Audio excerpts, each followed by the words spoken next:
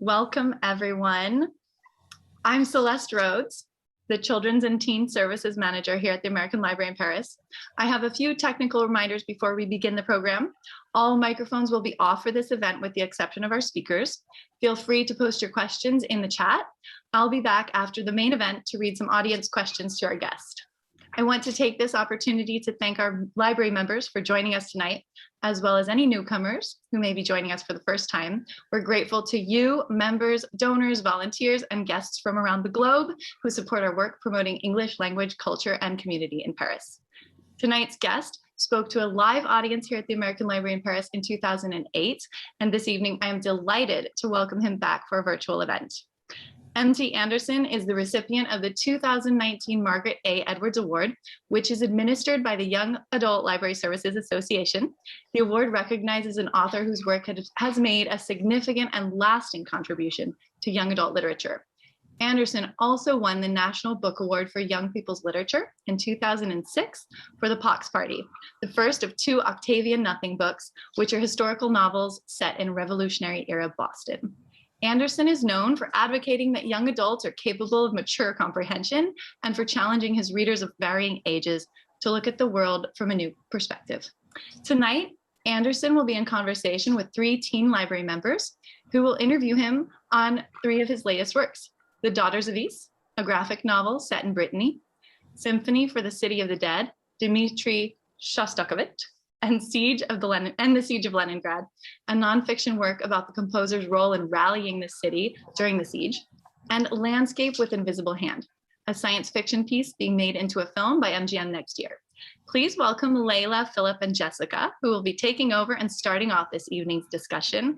And please give a round of applause from your homes, wherever you are, to M.T. Anderson.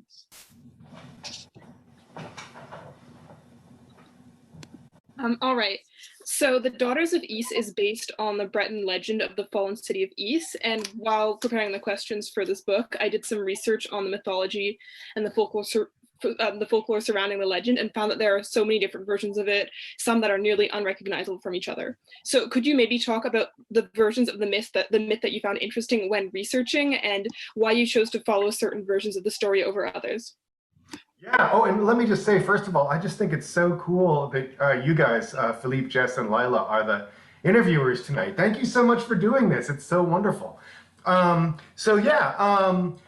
what happened was I went to Brittany to do research about another project entirely, which was a graphic novel of the epic Yvain by Chrétien de Troyes.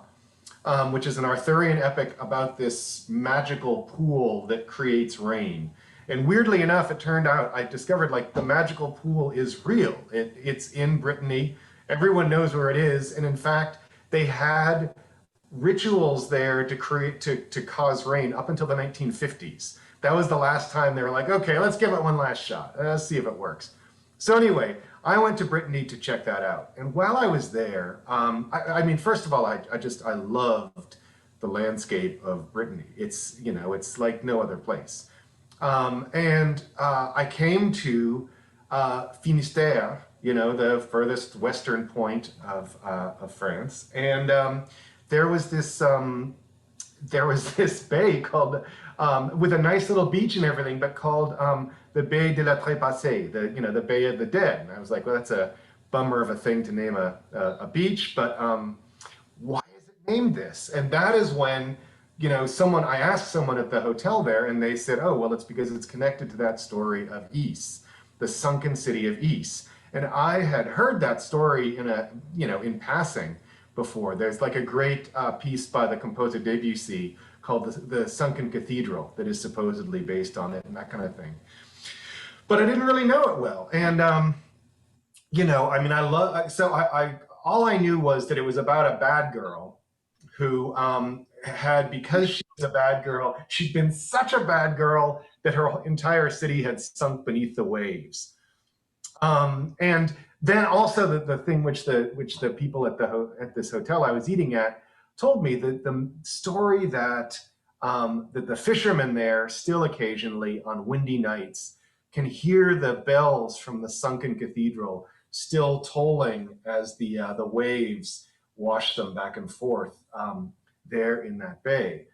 So I think to answer your question, like what immediately attracted me about that was, number one, simply the idea of a sunken city. I mean, because I think that right now, I guess, you know, subconsciously it's because I'm so aware of the fact that we, as a civilization right now, are on the edge constantly of like a environmental collapse because of our sins. You know, there is this kind of like feeling like, oh my God, if we don't somehow reform ourselves, we will be a set of ruins. You know, we will be swamped, which in America, at least, you know, we have all these coastal cities. It's literally true. Then also, I guess the other thing for me was to ask in this story, what was that? What was that story like from the girl's point of view? Like she has like a millennium and a half of people telling stories about how her like bad dating procedures caused her city to die. That can't be easy, you know? And so I was like, what would it be like? What was the story from her point of view?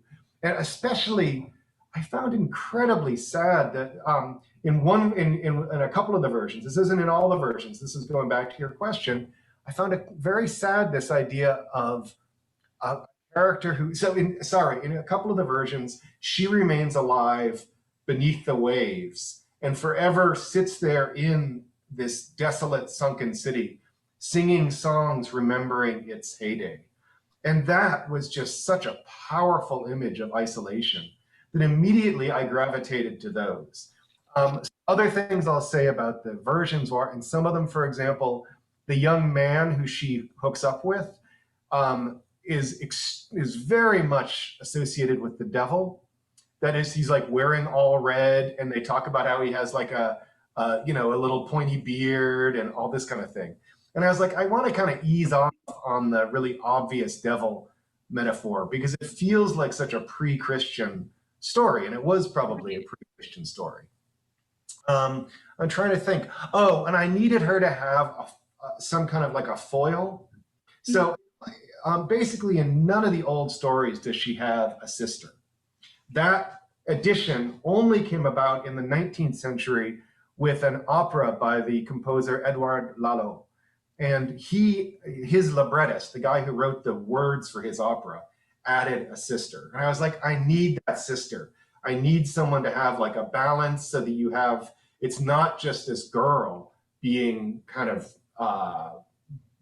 demonized by her father. A bigger system than that. Because I was actually going to ask you, like, why did you choose to include Roseanne if she's only in one of the versions of the story? Because in most of the versions, there's only one sister, so I was going to ask you about that. But yeah. And so my second question is, when you're rewriting a myth or a legend, how important do you think it is to stay loyal to the source material? Or on the contrary, how important do you think it is to create something new and original? I think it totally depends on what you want to achieve with the project. I mean, like I just read an amazing novel, which of course I now cannot remember the name of in the slightest, but which was written, it was a story of a Mexican woman crossing the border into the USA looking for her brother. It was actually a retelling of various myths of like border crossings, like people going into the underworld in classical Greek mythology and stuff. So, like all of the stuff about like, oh, you need to find a magical helper who can help you across the border. In this case, there is a literal helper who is like the so-called coyote who's helping to shuttle her. So like there's a case where it's very powerful because there's this eerie sense that you're reading something that's mythological, and yet nothing could be more true to the American situation right now than this story of like what it means to go to the other world, which is the US in her case. And which is also like a grotesque place, but a place of like hope, but not really a place of hope, a place of despair. So anyway, like there's a great example of a book that it's very distant from anything, and yet it picks up on those resonances. So what I would answer your question is, it totally depends on the project. And for me, I needed to do something that wasn't just 3 pages long like the original stories were. It's something that had more density, more psychology to it, and yeah, more of a sense of character. Okay, so besides a few exceptions like Atlanta from Greek mythology or Janna from the Ballad of Tamlin, most female characters in folklore are, unfortunately, they lack agency. They kind of play more of a passive role. And the ones that do have some sort of agency are portrayed as villains generally. And despite this, the 2 female leads in The Daughters of Ys are strong and independent. So did you have to change the story and the mythology so that the female leads had more agency, or were they already sort of strong heroic characters in the original versions of the myth? Well, the Roseanne character, as you yourself pointed out a minute ago, the Roseanne character is kind of just like, I mean, she's a 19th century heroine in the original. She didn't exist in the original versions, but I would say that the character of Dao is extremely, like, she is an extremely powerful character in the original. She has agency, but just like you pointed out, she's a villain. Means she has to be evil in the original. And I was like, why? One thing, just in a general level, I'm like, why is it that the, quote, bad girl gets blamed for being somehow lustful, but the men who put her into that position and who demand things of her, they don't get blamed for it? You know? And so I honestly, like, I feel like the original versions of this story are what we would, pardon the terminology, but we would now call slut shaming. Mm-hmm. What I mean? Yeah. And I was like, we have to break out of that by exploring how the whole system is working with her. Yeah, and there's a scene at the end where her father pushes her off the horse and tells her, like, you're a demon, you made the city, like, you know, get destroyed. And she tells him, I was only doing what you were too afraid to do. It's because of me the city has been standing for so long. Right. Okay. And so let me tell you, Lila, these are great questions, and this connects with the first question you asked, because there is a good example where a bunch of the original versions have exactly that scene with the father riding with her behind her and pushing her off, sometimes even with the saint riding beside him going, "There is a demon behind you. It is your daughter. Destroy her." But the weird thing is, in those versions, it still is explicit about the fact that the father is the one who built the city, and that it is the father who is, for example, like going on these sort of slaving expeditions and things to bring people there as servants from all over the world. So it's so weird that it then gives him a total pass and blames it all on his daughter because she happened to go on a couple of weird dates. And that sort of leads into my next question, which was, although Dahu is the less sympathetic of the 2 protagonists, it's her selfishness that keeps the city thriving, and it's her single act of kindness which destroys the city. And when you were writing it, did you see her as more of the hero or the villain of the story compared to her other I guess I really saw her, I wanted to see her as a person, not as a hero or a villain. I wanted to understand her as, like, if I were Dahu, how would I understand my own life? How would I, you know what I mean? And none of us in the end are heroes or villains, you know, in many ways. I mean, we all have moments of weakness. We all have moments of strength. Having said that, I think it's great to see examples of heroism because we do become inspired by them. You know, you see someone do something great and you think, oh my God, why can't I do that? And I really hope that you, as young readers, are finding examples. And this is going to connect, in fact, probably to what I would discuss with Philippe about the book about Dmitri Shostakovich, to say, like, when you're in the pressure cooker, when you know, you are in danger yourself, how far can you go to protect others, to support others? So I do think there's a definite use for the idea of heroes as models. In this instance, I was trying to create her as a personality, though, more. Yeah. I mean, compared to her sister, who's very much more of the fairy tale, I guess, princess who talks to animals and, you know, goes out into nature. So my next question is that stories of lost cities like Ys and Atlantis and El Dorado are really popular in mythology and folklore. And why do you think that they're so widespread and successful? Oh, that's a really interesting question. I mean, I could ask you the same thing. What do you think so? I don't know. I think that they serve as cautionary tales, and every society always feels like they're at the brink of some sort of a collapse. Like the story of East resonates with us because we know that our society is sort of built on not very sustainable bases, and it could just go plummeting at any moment. So no matter where you live, what time period you live in, you sort of see yourself in these stories, and that's why they're so haunting. Yeah, beautifully, beautiful. That's it. That's what I said, but said better, or what I would have said, but said better. Yeah. And so my last question is that while Rosanna is a kinder and more sympathetic character, she lacks the political ambition of Dahu, who, despite her faults, manages to run a city and control the royal court through acts of selfishness, but nonetheless. So who do you think would ultimately be like a better ruler in today's world? Yeah. Well, I mean, that's really complicated because we are, in fact, over the last 10 years, we have seen all over the world the rise of the sort of the strongman bully again as a leader, which I think feels almost like some kind of biological response or something on the part of the human race. It's so overwhelming. And I mean, you know, we have here we had our President Trump, you know, but you know, you can look all over the world and see like Duterte and Putin, obviously, and you know, it goes on and on. Xi in China. So, you know, the problem is, you know, it's such a complex problem because you do realize that there has to be, for a ruler, there has to be what the Germans called Realpolitik, you know, this sense of like, there are times you have to do things that are morally complicated and even somewhat underhanded to get things to work. And yet at the same time, there's also this mandate that we want things to be transparent, citizens, and that secrecy inevitably leads to this kind of corruption.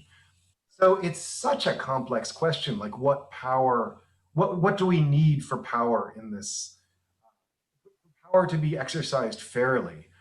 And I guess to me, the real thing is not about the ruler themselves, but about the rule of law. That to me is the central thing, that that everyone is accountable to the same law in the same way, which is not happening, for example, here in the United States right now. And certainly in the dictatorships we've seen all over the world in the 20th century, it was very, very different. So yeah, it's a super important question for any of you who are thinking about going into leadership, and it's not one that that has a quick answer. Thank you so much for answering my questions. And no, thank you. They were wonderful. And I guess now it's Philippe's turn to talk to you about Symphony, the City of the Dead. Yeah, so well, thank you for coming here, first of all. So for context, the Symphony of the City of the Dead is a work of nonfiction. So what inspired you to write about this period in Russian history and write about it through the eyes of Shostakovich in particular? Yeah, well, I mean, I really love music. I love classical music. And I just, sometime when I was a young man, I had run into this story in like a liner note or a concert program or something that said that during World War II, this Russian composer, Shostakovich, had been trapped in the city of Leningrad as it was besieged by the Germans. And that he wrote a symphony about that experience, and that it was actually smuggled out of the country on microfilm and driven across the desert from Tehran to Cairo, put on a plane, and then flown to the United States, where it was performed to try to interest Americans in the Russian cause.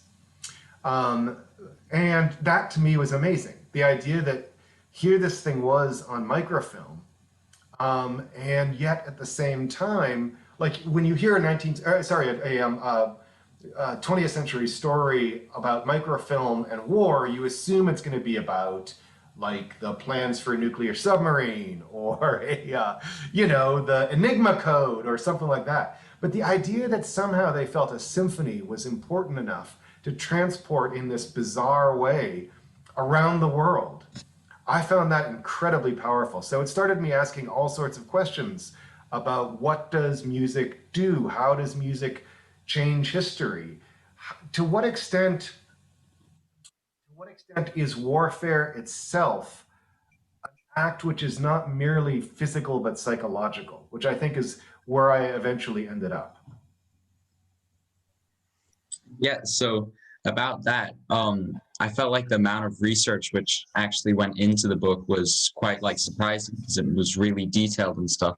So how did you like actually do this research? Well, it took me about 5 years to research that book and write it. All of that bit about the microfilm and the airplane and everything, I assumed that there was going to be like an academic paper about that I could just refer to, that I would take, 15 minutes to read and then I'm done. And it turned out that instead no one had ever done any research into it. So I ended up actually writing an academic paper that was then published on that topic. That was the only way for me to arrive at the story. But the way that I did the research was through a weird coincidence. I knew that there were like these documents that would be in the Russian National Archives in Moscow. And a friend of mine, a Russian friend of mine, I was talking to her one day and she was complaining because she was like, she lives here in the US and she's like, as some of you may know, if you are a foreign national living in the US, every few years the US kicks you out for a time and you have to go back home, renew your visa and return. So she was like, oh my God, this is so irritating. I have to leave the US and go back to Russia for Moscow for like 3 months to renew my visa and I have nothing to do there. I have no idea what I'm gonna do. And I'm like, I know what you can do. So anyway, I paid her to go to these archives, and I would send her a thing saying, I want you to look up this particular date with this particular name and see what see what you find right around this time. What were the discussions this person was having? Which was great because she had to then deal with all of the like insane narcoleptic KGB agents who run their archives. So, all these dusty old men who are like, who don't want to give information out. But she could woo them because she was actually Russian. Whereas for me, when I went over there early in the process, everyone was super welcoming. But by the time I was finishing the book, the whole Maidan Square, Crimea, thing was happening. And so the Russians were very anti-American at that point, and everyone got really, really kind of snarky with me at that point. It was really weird. Anyway, so it was great because she could do all this research. So she and I, through this kind of like weird long distance thing, we ferreted out that whole story. That must have felt quite like engaging to like investigate on a subject which hadn't ever been investigated on before. Oh. Absolutely, yeah, it was so cool, and also interesting because you could, in the physical documents, you could see the way that national paranoia worked. What I mean by that is this. So on the American side, I found this document where the music agent who had represented Shostakovich in New York, he was writing this long letter back to Russia going, here are some things about that microfilm transfer that were good and some that were a pain in the ass. So it was a good kind of like, reveal all, right? But the first page had actually been ripped up, or pieces of it had been ripped off to conceal the addressee. Because clearly this American who had written this memo in the 1940s when America was allied with Russia, by the 1950s, anyone who had cooperated with that same agency in Russia was considered to be a possible like communist sympathizer. So he clearly went through all of his documents and tore off the names of all the Russians that he'd been corresponding with. And that's in America. Then if you imagine that in Russia, there was a whole tradition of like shredding or burning papers before anyone could find out what terrible things she'd done. So writing a nonfiction book about Russia in that period is intense because everyone has a reason to lie and is usually lying. So everything that is marked as reality is in question. And that's in fact what many people in America were starting to get afraid of, to be worried about in the kind of, in a period with a regime of lies, Wow. So just to like finish up, you wrote in the prologue, it's a story about the power of music and its meanings. So is there like a message you wanted to leave with the readers when they like finish the book? Well, I mean, yeah, especially for, it's dedicated to teen musicians. And that's because like I get so much out of music, and I'm not a musician, and I guess I want young musicians and readers to know that their art, whether it's music or another art, really can change the world. That's an example of a piece that fundamentally changed the course of history. And there are many others, like Uncle Tom's Cabin, however problematic it may seem today. That's a novel which influenced the American Civil War. There are all of these examples throughout history of works of art that have fundamentally changed how things happened. And that's really, really important and inspiring. And I hope that that's what readers will take away from it. Well, thanks for answering my questions. It was very, very interesting. No, thank you for asking. So thank you. That was really interesting. The first question I'd like to ask is, Landscape with an Invisible Hand is very different from some of the other stories that you've talked about tonight, and the language helps create this science fiction world and setting. So how do you choose some of the made-up names for some of the gadgets and objects in your world, like Vav, Upcar, and Unit, and things like that? Yeah, that's a great question. I think they come from different directions. So in Landscape with Invisible Hand, there are the aliens. So the idea of the plot in one sentence for those who haven't read it is that basically the Earth in this book, in just a few years from now, has become a kind of a third world backwater in another alien species economic empire. They sort of extract our minerals or something from us. We don't even really understand what it is, So these creatures, and then the story is specifically about this boy who's a landscape painter, and the story is told entirely through descriptions of his paintings as this invasion, kind of progresses. Anyway, so the creatures in that book, who, as Jess said, are called the Vav.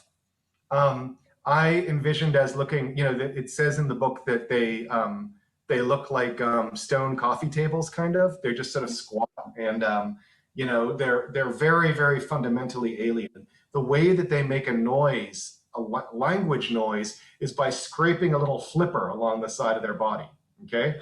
And so I was like, well, if that's the way that you talk, if you talk by scraping something, their name has to sound fundamentally like corduroy pants walking together. You know what I mean? Like, woof, woof, woof, woof, woof.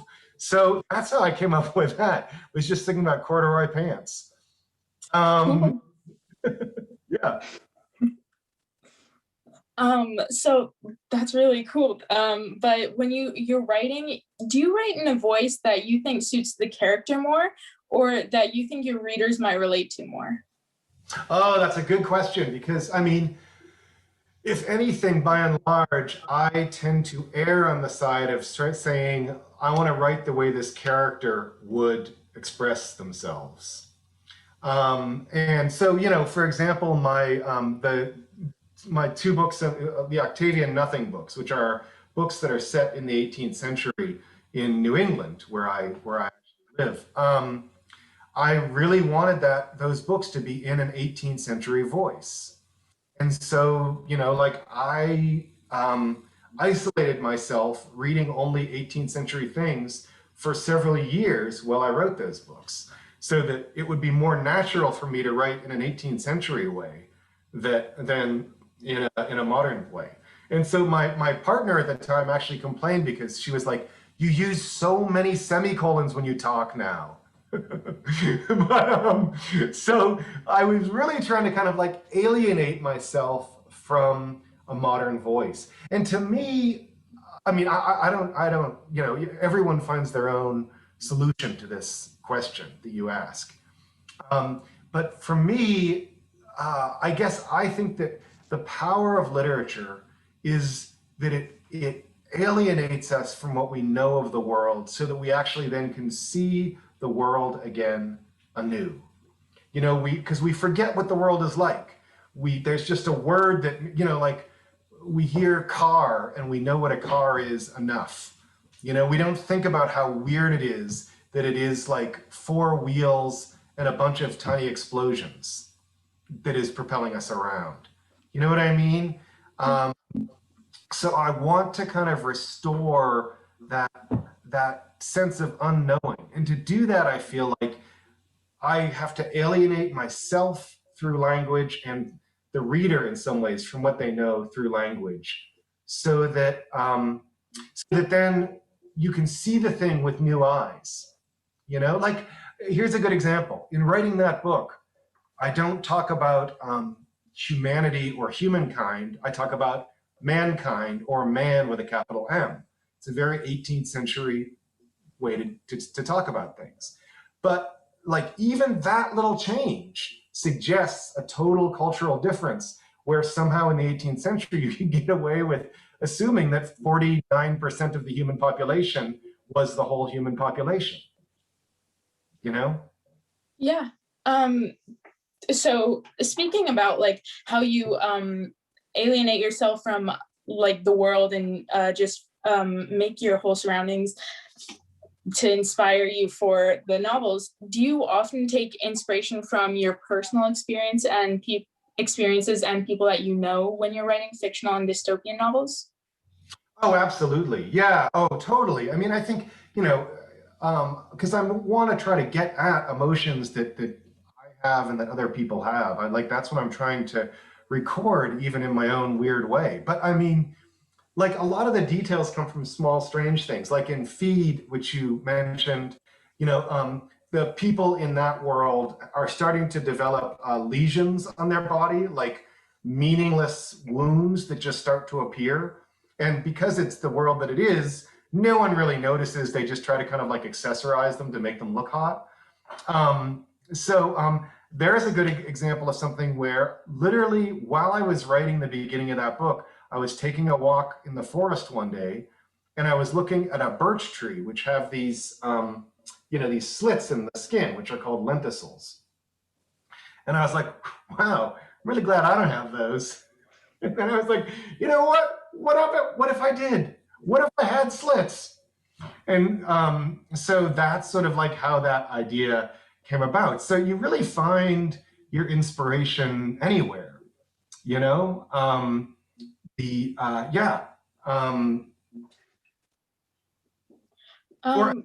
Sorry, I have another fun example, which is that in the first scene of my book, The Game of Sunken Places, there is a real estate developer who stumbles on a weird, creepy ritual in the woods and is killed. And he's actually named after the real estate developer who developed all the land in the center of my town.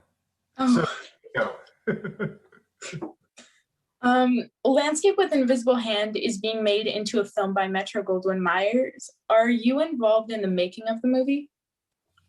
No, not very much. I mean, I didn't write the script or anything.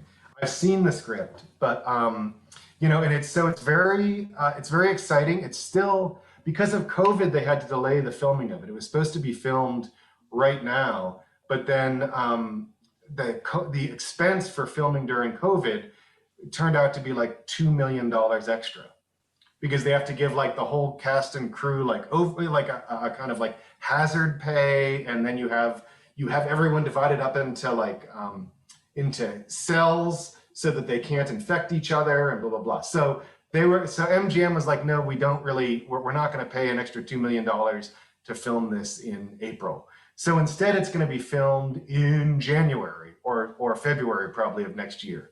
So it won't be out until like late next year or something. So I don't really know exactly what it's going to be like. I know that they have changed some things in the story really significantly, which I find very interesting to see their take on it. But I'm very excited to see what they do with it. Yeah. Are they changing any major things in the plot? Oh yeah, absolutely. Yeah. One interesting thing that they're doing is that one of the actresses they've attached to it is Tiffany Haddish, who, and I'm not sure if by the time that the movie comes out, or sorry, by the time they shoot the movie, if she'll still be attached, because since they attached her, that's when they delayed the whole thing. So I'm not, I don't know if she'll still, and she's won a Grammy or something since then. So her price may have gone up a little bit, but so that would really change things, because it would mean that, the family, in fact, would be like a mixed race. It would be like an African-American mother and a white father is sort of the way they would play that, which is obviously has to change the script in certain ways and change the meaning of the script in certain ways. And and one of the cool things is that because she herself is a comedian, they were totally into the idea then of like allowing her to influence the dialogue in ways that she wants to, which would be totally fascinating to see how someone, take the take of someone who is like an actor on the set, kind of reimagining their own character from their own point of view. I think that's a kind of a cool transformation. Yeah. And so this question applies more to Feed, or applies also to Feed. But since you've thought a lot about dystopian society, what's your opinion on how reliant we are on technology today? Well, I mean, it's super complicated because I use it all the time. I mean, here I am right now. And research has been totally transformed by it.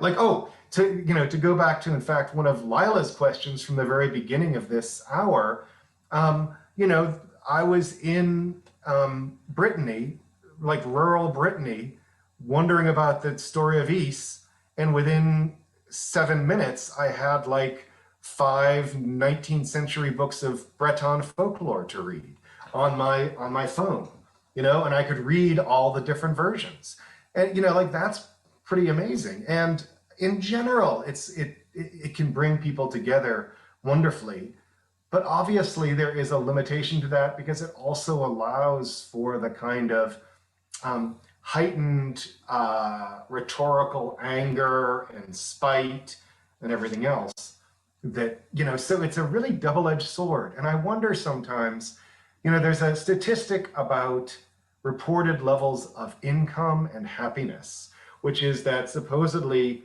your income and your happiness, the level of happiness that you report, they tend to track exactly together for a while. Like the richer you are, the happier you are, up until $10,000, $15,000 above the median income in the U.S. At which point it becomes totally like a millionaire is not twice as happy as someone who has $500,000. You know what I mean? It's totally all over the place, because it's just about other stuff, right? I kind of feel like technology is the same way. There's a certain level at which we just become miserable about different things. Like I personally am really glad that I was miserable as a teenager in the 80s and early 90s and not as a teenager now. Like I wouldn't want to be miserable about the things you're miserable about. I prefer my own kind of misery. Yeah. For example, I think about just stuff like having to post your relationship status online. Like, what kind of insanity is that? And having to create a persona, which suggests this goes totally back to what one of the elements of the book, Landscape with Invisible Hand, where these two people have to pretend that they are in love because they're, that's their online presence, is that they are in love. Even though they now hate each other, they have to pretend they're in love. So that's the kind of thing, that's a very modern problem. And I find that, so we just find different ways of making ourselves unhappy. Definitely. So for the last, okay, wait, looks like it's done. Thank you. No, go ahead. Ask one more question. So for the last question, is there a moral you wanted your readers to remember after finishing one of your books and after reading this book in particular? Let's see, is there a moral? Well, I would say instead that there is a feeling of,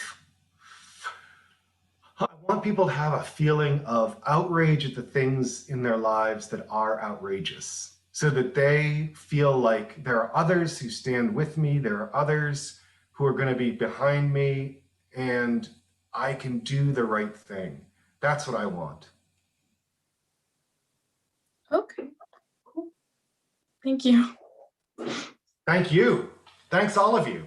Thank you for those thoughtful questions. And thank you, Tobin, for being so open about your work and your process and everything about your writing. That was just wonderful. I'm going to invite Jess and Philip and Layla to stick around because I think they might have one last question for you at the end, but we do want to take some audience questions, and then we will invite you to stick around for virtual reception. I believe Tobin might be joining us. So the first question from the audience, we had a lot because you just gave us so much, and I have so many questions for you too, but I'm not going to ask my own. We have so many here in the chat. So the first question is, did your daily lexicon change when you limited yourself to 18th century work? I think, did you find yourself speaking differently, the different lexicons? Absolutely, yeah. Well, and especially because I was actually, as I went through books, I was marking all the instances where they used a word or a term we wouldn't use. I mean, even if we know the meaning of a word, there are many times when we wouldn't use the word that they did. I mean, a great example, once again, this reveals all sorts of like the subtleties of the way we see things differently. So here's a great example. When especially intellectuals and poets in the 18th century talk about love, right? Like in French literature, it's always the chains of love is what they're talking about. Like, by falling in love, have you become enchained, and that kind of thing. And it reveals a very different psychology. So for the 18th century person, the philosophe or whatever, the idea is that human emotions are by their nature rational, and things like love enchain you by making you irrational. So like the human nature is fundamentally according to logic and rules, but then love and the passions disturb that unreasonably, that they are in some ways unnatural. Whereas our modern view of psychology, which is kind of like this post-Freudian view of psychology, is that love and other emotions, these are the core of our being, and that really logic is the thing that enchains them. And it's a totally opposite polarity than in the 18th century. So in a way, like, I had to get myself used to thinking of the emotions, for example, in that way rather than in our way. Yeah. So I have another amazing question from the chat. So you said you weren't a musician, but you enjoyed music. Now, if you could pick any instrument in the world, what one would you choose to play? Oh, that is a great question. I would definitely choose the piano because you can harmonize with yourself. And then also I could play the harpsichord, which I really like. I really love French harpsichord music, believe it or not. Totally, I would choose the piano. But the real reason I'm not a musician is because I just do not practice. It's bad news. You're too busy researching, it sounds like. Yeah, and kind of lazy. It doesn't sound like you are. We have another question about genre, and you've spoken about so many tonight, nonfiction and dystopia and sci-fi, as well as historical fiction. Do you have a preferred genre to write about? No. Right? Like I get, bored of one and I want to try something else. There's so many ways to tell stories, and I'm just fascinated. I think Layla has a question to follow up on the 18th century work. Do you want to go in, Layla? So I'm actually writing a story set in the 18th century, and do you have any recommendations for like books or resources or websites to use during research about that period of history? Yeah, unfortunately, like a million. But what you would have to be more specific, and maybe what you can do seriously is if there's specific topics, give them to Celeste, and I can take a look and see if there are books that are particularly good for those topics. Because yeah, I spent like 5 years researching those two books. So you really are not interested in the everything I covered. Give me something specific. And yeah, that's great that you're doing that research, and it's really kind of fun and interesting to see how that turns out. Because it's such an interesting century compared to, it's so similar to like today, but also so distinct from today that. Yeah, is your story set in France? Yeah, it's set in Paris. Okay, yeah. Really I think one of the interesting things is like you have this court that is so obsessed with their elegance and projecting a sense of power and elegance across Europe. And yet at the same time, hand in hand with that elegance, there's just this incredible brutality going along with it at the same time. And obviously then those two elements tightening more and more to the moment of the revolution when all hell breaks loose because of the tension between those. So I think it's really fast. I think that's great you're doing that. That sounds wonderful. And so we have another question in the chat about sort of related to research, but this question is, what kind of source material, if any, do you like using when you make the stories you put in the books? How do you start? Do you use other books? Do you look at mythology, something else? I think the question is about how do you begin? Well, I mean, it's totally different for each project, So yeah, like when I was doing that Chrétien de Troyes epic, Yvain, I read a translation into English of the original, and then I went and got a French modern translation that had it, so I could see the old French and the modern French, and so like, whereas with something like Octavian Nothing set in the 18th century, what I did then was first I read, or with the Shostakovich project that Philippe asked me about, I read very general histories at first, so that I could just acquaint myself with the whole period, and then I used their bibliographies to dive down into the things that I thought were totally interesting.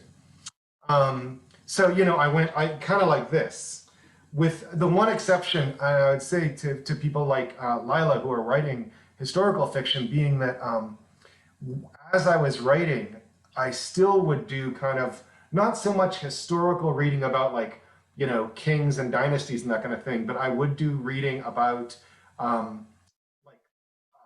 in how people lived on a daily basis. So I would sit down like, okay, I'm going to write a scene today, which is about one thing, but I'm going to read a book about like, what did a cabinet maker do? And the weird thing is, you quite often find some little detail that's cool that you can use.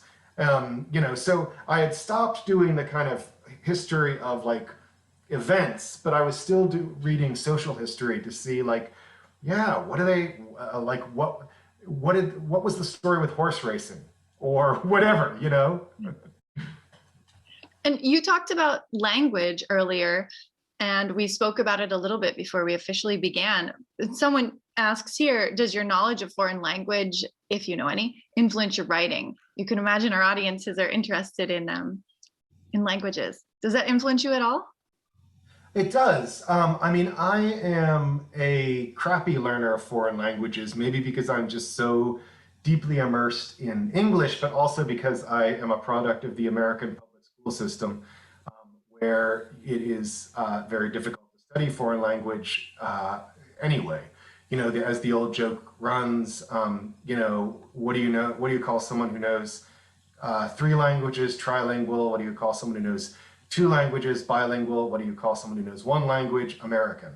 But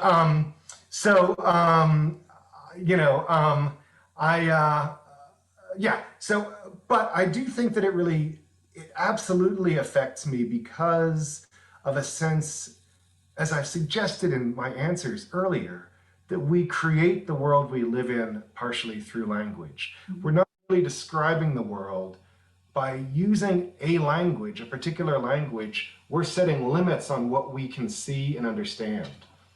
And so, like take the way that French is so hyperbolic. To say you like something, you have to say you love it. To say you love something, you have to say you adore it. To say that you're sorry that, you bumped into someone, you have to say you're desolate. I mean, it's nuts over there, you people. Get a hold of yourselves. So you're clearly thinking about languages to know to know that much about French. You're clearly thinking about languages as much as you say you don't have a depth of knowledge. Yeah, it fascinates me the way that changes things, like that, there's a certain hyperbolic element there, whereas, English is a language of miserable, emotionally neutral people on a rainy little island, and it's built for that population.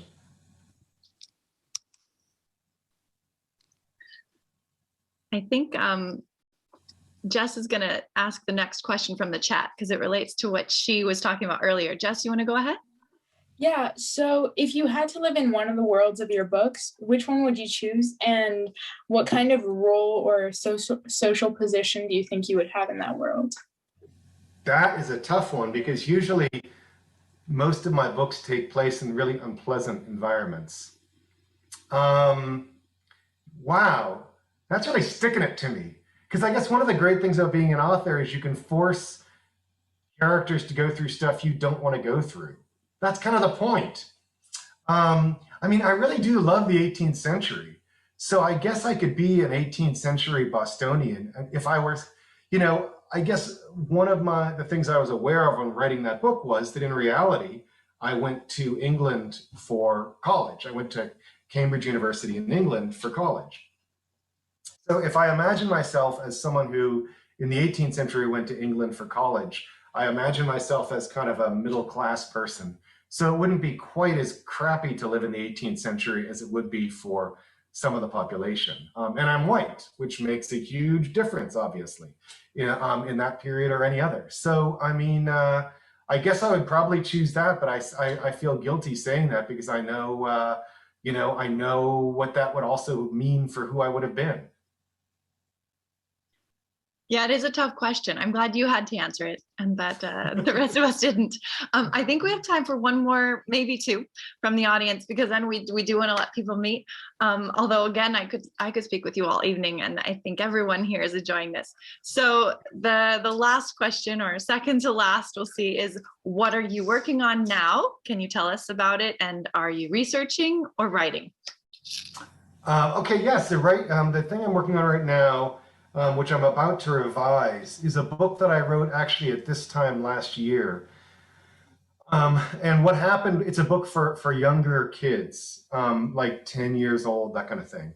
And what happened in reality is she around? No. So anyway, my dog came very close to dying right before the pandemic broke out. And, big cancerous mass and all that kind of thing. And for no particularly good reason, she did not die.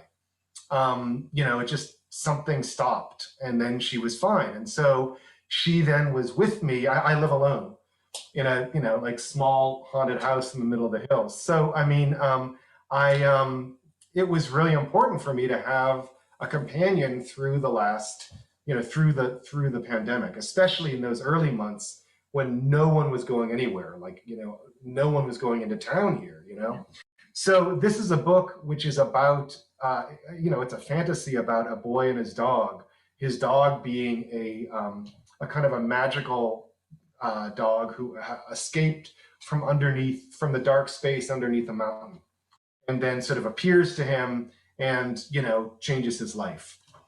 So it's a much more happy story in a way than I usually do, because I was very happy that she had survived. So that'll allow me then to ask the last question. I hope no one will mind.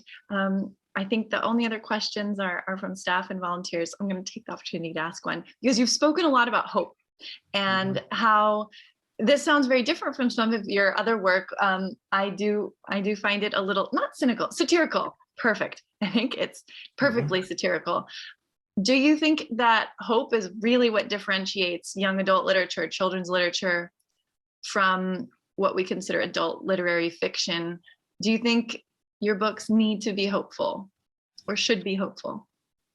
I don't, as a matter of principle, no. You know, I'm writing the book that I'm writing, and there are some teen readers who want to feel hope, and there are some who actually receive hope from the knowledge that there are other people feeling as garbagey as they do right now. It totally depends on the individual. And in fact, not just that, it depends on the afternoon that you're reading a book. And sometimes you're like, I can't handle that one today. To that end, I actually feel like right now I'm more likely to write hopeful fiction because we've entered into a period of so much stress that it feels to me like the thing that I gravitate towards that also galvanizes people towards action is recognizing connection between each other and hope, that kind of thing. Like that's what my sort of refocus is on that in some ways, because like when I was writing most of my grumpy satirical books, it was, you know, in the knots, you know, 2000 to 2010 or so, when what we had, to my feeling, in America was a kind of a delusional sense of power and moral compass and this kind of thing. We thought that we were the best ones in the world. We thought that we were unassailable. But at the same time, like, it was obvious that we weren't. It was obvious that there were so many problems. So to me, at that time, it was important to write in this sour mode where I'm undercutting and saying, no, look at what's actually going on. Whereas now, the wounds are open for everyone to see. You know, everyone sees these things. And in a way, writers, I think, need to be one step ahead, therefore, and need to be there to say, okay, let's gather ourselves up. Think how exciting it would be if we unified. Think how exciting it would be if we read the news and the news was about how things were going well for people. How through united action, suddenly, like, oh, look, you know, my fellow Americans' lives, my fellow humans' lives are made better.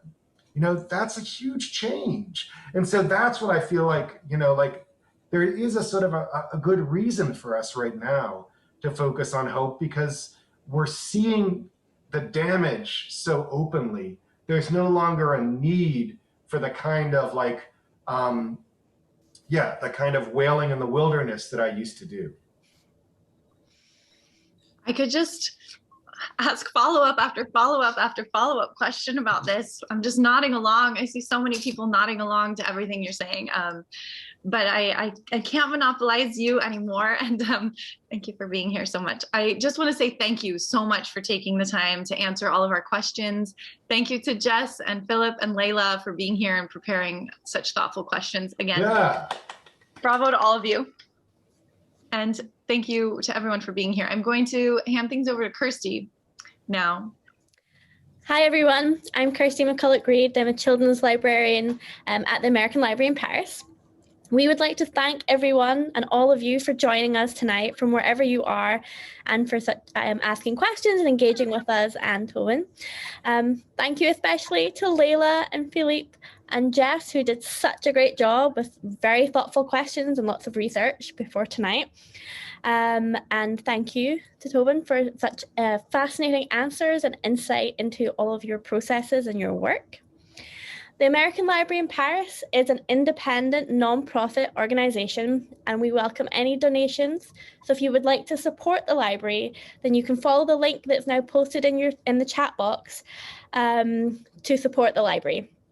The library is the largest English language lending library on the European continent, and in 2020 we celebrated our centennial year, so we turned 100.